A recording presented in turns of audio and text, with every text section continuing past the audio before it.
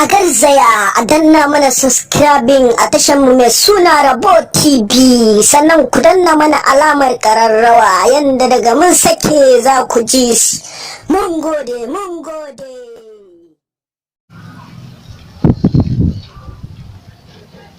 Ai, Allah ya kawo.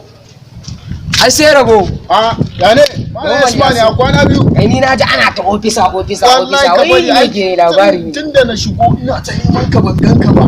Yayi na tambaya Isma aka ce ai baka nan. Ina nan nake gaya ma. To ya ake cike ne to. Wani matsayi to ka samu? Ni so nake statu.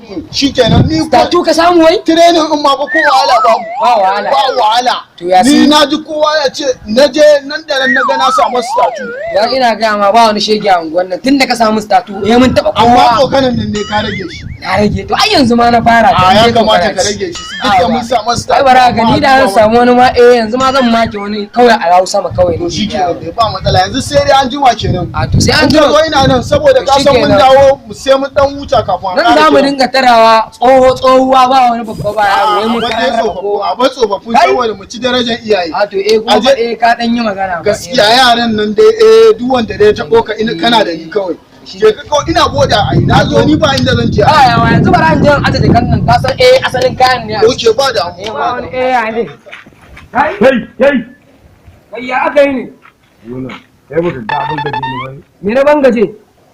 Kai baka ganni bane. Me na gani to anan? Kai baka ga da kafi a jikina bane. To ai mu ne statu da kake ji. Mu ne statu.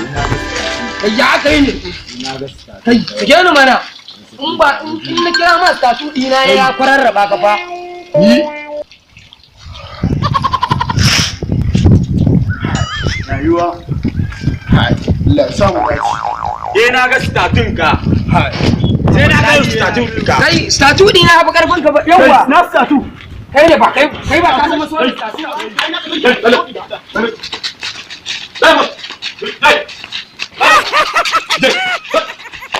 Wait to any kusibri bide. Let's go there.